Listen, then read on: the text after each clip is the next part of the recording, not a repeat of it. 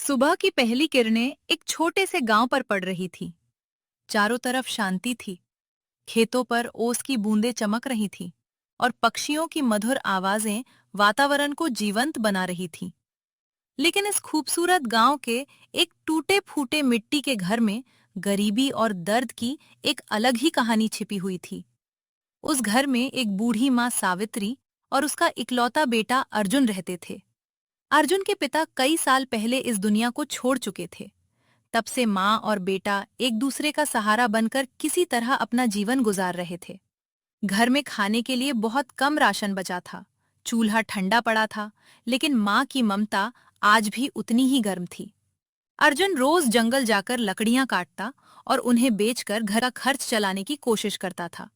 उसे नहीं पता था कि आज का दिन उसकी जिंदगी को हमेशा के लिए बदल देने वाला है। सुबह का हल्का सूरज अब आसमान में ऊपर चढ़ चुका था। अर्जुन अपने कंधे पर पुरानी कुल्हाड़ी रखे गांव की कच्ची पगडंडी पर धीरे धीरे जंगल की ओर बढ़ रहा था। उसके पैरों में पुराने और फटे हुए जूते थे, लेकिन उसके दिल में अपनी माँ के लिए कुछ अच्छा करने का सपना अब भी जिंदा था। गांव से कुछ ही दूर एक घना और रहस्यमयी जंगल शुरू होता था। ऊंचे ऊंचे पेड़, घनी झाड़ियां और चारों ओर फैली खामोशी उस जंगल को और भी डरावना बना देती थी। हर दिन अर्जुन इसी जंगल से लकड़ियां काटकर लाता था, लेकिन आज उसके मन में एक अजीब सी बेचैनी थी, जैसे जंगल उसे किसी अनजाने रहस्य की ओर बुला रहा हो। ठंडी हवा पेड़ों की टहनियों को हिला रही थी। पत्तों की सरसराहट और दूर से आती पक्षियों की आवाजें पूरे जंगल में गूंज रही थीं। अर्जुन ने गहरी सांस ली, अपनी कुल्हाड़ी को मजबूती से पकड़ा और जंगल के और भी अंदर बढ़ने लगा। उसे बिल्कुल भी अंदाजा नहीं था कि अगले कुछ ही पलों में उसकी जिंदगी हमेशा के लिए बदलने वाली है। अर्जुन धीरे धीरे जंगल के और गहरे हिस्से में पहुंच गया। यहाँ सूरज की रोशनी भी पेड़ों की घनी शाखाओं के बीच से मुश्किल से जमीन तक पहुंच रही थी। चारों ओर सन्नाटा था। सिर्फ हवा की सरसराहट और पत्तों की हल्की आवाजें सुनाई दे रही थीं। अचानक अर्जुन के कानों में किसी के रोने की धीमी सी आवाज पड़ी। वह एक पल के लिए रुक गया। उसका दिल तेजी से धड़कने लगा। उसने चारों तरफ नजर दौड़ाई, लेकिन वहां कोई दिखाई नहीं दिया। आवाज फिर आई, इस बार पहले से भी ज्यादा दर्द भरी। हिम्मत जुटाकर अर्जुन उस आवाज की दिशा में बढ़ने लगा। हर कदम के साथ उसका डर भी बढ़ रहा था। कुछ ही दूर जाकर उसने देखा कि एक बूढ़ी औरत जमीन पर गिरी हुई थी। उसके कपड़े फटे हुए थे और वह दर्द से कराह रही थी। अर्जुन एक पल के लिए ठिठक गया, लेकिन अगले ही पल उसके मन की इंसानियत जाग उठी। वह दौड़कर बूढ़ी औरत के पास पहुंचा। उसे क्या पता था कि यह मुलाकात उसकी पूरी जिंदगी की दिशा बदलने वाली है। बूढ़ी औरत की मदद करने के बाद अर्जुन जल्दी जल्दी लकड़ियां समेटकर अपने गांव की ओर लौटने लगा। सूरज ढल चुका था। पूरे गांव में अंधेरा फैलने लगा था और हर घर में चूल्हे जल चुके थे। जैसे ही अर्जुन अपने छोटे से मिट्टी के घर के पास पहुंचा, उसने देखा कि दरवाजा आधा खुला हुआ था। उसका दिल घबरा उठा। वो दौड़ता हुआ घर के अंदर गया।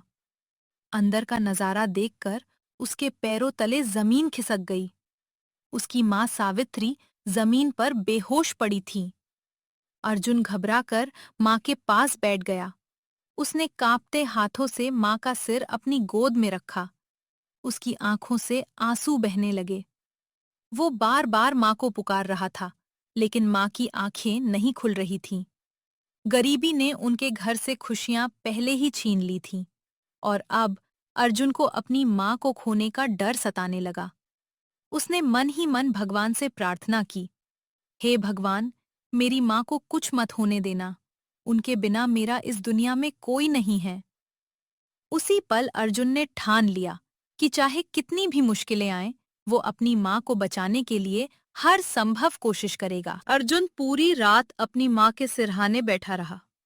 उसकी आंखों में नींद नहीं थी, सिर्फ अपनी माँ को बचाने की चिंता थी। सुबह की पहली किरण के साथ ही उसने फैसला कर लिया कि वह गांव के वैद्य से मदद मांगेगा। वो दौड़ता हुआ वैद्य के घर पहुंचा और हाथ जोड़कर बोला, कृपया मेरी माँ को बचा लीजिए। वैद्य अर्जुन के साथ उसके घर पहुंचे।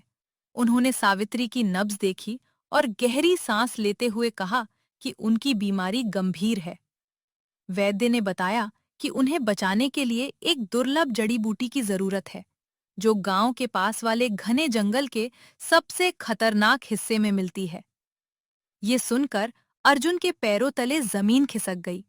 उस जंगल में जाने की हिम्मत गांव का कोई भी इंसान नहीं करता था, लेकिन अर्जुन के लिए उसकी मां की जान सबसे कीमती थी। उसने बिना एक पल सोचे उस खतरनाक जंगल में जाने का फैसला कर लिया। मां की सांसें धीमी होती जा रही थीं और अर्जुन के दिल में सिर्फ एक ही आवाज गूंज रही थी, 35 मुझे अपनी मां को हर हाल में बचाना है। यहीं से शुरू होने वाला था अर्जुन की जिंदगी का सबसे कठिन और सबसे खतरनाक सफर। सुबह का सूरज निकल चुका था, लेकिन अर्जुन के दिल में अंधेरा छाया हुआ था।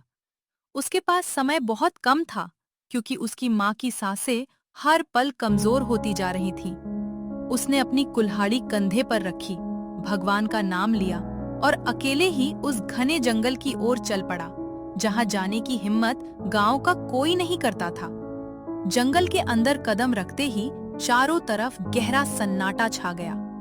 ऊंचे ऊंचे पेड़ आसमान को ढक चुके थे और सूरज की रोशनी भी मुश्किल से जमीन तक पहुंच रही थी। अचानक तेज हवा चलने लगी। पेड़ों की टहनियां आपस में टकराने लगीं, मानो जंगल अर्जुन को वापस लौट जाने की चेतावनी दे रहा हो। लेकिन अर्जुन के कदम नहीं रुके। उसे अपनी मां का चेहरा याद आ रहा था और वही याद उसे आगे बढ़ने की ताकत दे रही थी। चलते चलते उसे एक पुराना टूटा हुआ मंदिर दिखाई दिया।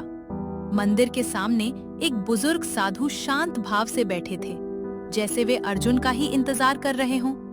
अर्जुन उनके पास पहुंचा, हाथ जोड़कर अपनी मां की बीमारी के बारे में बताया और उनसे मदद की विनती की। साधु ने कुछ पल आंखें बंद रखीं, फिर धीरे से बोले, बेटा, जिस जड़ी बूटी की तुम तलाश कर रहे हो, उसे पाना आसान नहीं है। उसके रास्ते में डर भी है, परीक्षा भी है। लेकिन अगर तुम्हारा इरादा सच्चा है, तो कोई भी ताकत तुम्हें रोक नहीं सकती। साधु की बात सुनकर अर्जुन के मन में नया साहस जाग उठा। उसने साधु का आशीर्वाद लिया और उस रहस्यमयी जड़ी बूटी की तलाश में जंगल के और भी गहरे हिस्से की ओर बढ़ गया। जंगल के और भी गहरे हिस्से में पहुंचते पहुंचते शाम होने लगी। चारों तरफ अंधेरा छा रहा था और हर कदम के साथ रास्ता और भी मुश्किल होता जा रहा था। अचानक अर्जुन की नजर एक पुरानी रहस्यमयी गुफा पर पड़ी। गुफा के अंदर से हल्की सुनहरी रोशनी बाहर आ रही थी। साधु की बात उसे याद आई, जिस जड़ी बूटी की तुम तलाश कर रहे हो, वह इसी गुफा के भीतर मिलेगी। अर्जुन ने गहरी सांस ली और बिना डरे गुफा के अंदर प्रवेश कर गया। गुफा के भीतर अजीब सी शांति थी। दीवारों से पानी की बूंदें टपक रही थी और हर आवाज कई गुना होकर लौट रही थी। कुछ दूर जाने पर उसे एक चमकती हुई हरी जड़ी बूटी दिखाई दी। उसकी रोशनी पूरे गुफा को प्रकाशित कर रही थी।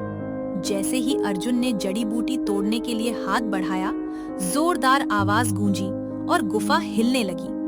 पत्थर ऊपर से गिरने लगे, लेकिन अर्जुन ने हिम्मत नहीं हारी। उसने जड़ी बूटी उठाई और पूरी ताकत से गुफा से बाहर की ओर दौड़ पड़ा। आखिरकार वह सुरक्षित बाहर निकल आया। उसके हाथ में वही जड़ी बूटी थी जो उसकी मां की जान बचा सकती थी। अब उसके सामने सिर्फ एक ही मंजिल थी, जितनी जल्दी हो सके अपनी मां तक पहुंचना। अर्जुन पूरी रफ्तार से जंगल पार करके अपने गांव की ओर दौड़ रहा था। उसके हाथ में वो दुर्लभ जड़ी बूटी थी और दिल में बस एक ही उम्मीद, मां को बचाना है। जब वह घर पहुंचा, तब मां की सांसें बहुत धीमी हो चुकी थीं। वैद्य पहले से ही वहां उनका इंतजार कर रहे थे। अर्जुन ने कांपते हाथों से जड़ी बूटी वैद्य को सौंप दी। वैद्य ने तुरंत उससे औषधि तैयार की और सावित्री को पिला दी। कुछ पल के लिए पूरा घर शांत हो गया। अर्जुन की आंखें लगातार अपनी माँ के चेहरे पर टिकी थीं। अचानक सावित्री की उंगलियां हल्की सी हिली। फिर उन्होंने धीरे धीरे अपनी आंखें खोल दी। माँ को होश में आते ही अर्जुन की आंखों से खुशी के आंसू बह निकले। उसने माँ का हाथ कसकर पकड़ लिया। सावित्री ने कमजोर आवाज में कहा, बेटा, मुझे पता था मेरा अर्जुन मुझे कभी अकेला नहीं छोड़ेगा। उस दिन पूरे गांव को समझ आ गया कि सच्चा प्यार, हिम्मत और माँ के लिए समर्पण हर मुश्किल को हरा सकता है। कहानी की सीख: जिस बेटे के दिल में अपनी माँ के लिए सच्चा प्रेम और सम्मान होता है, उसके लिए दुनिया की कोई भी मुश्किल बड़ी नहीं होती।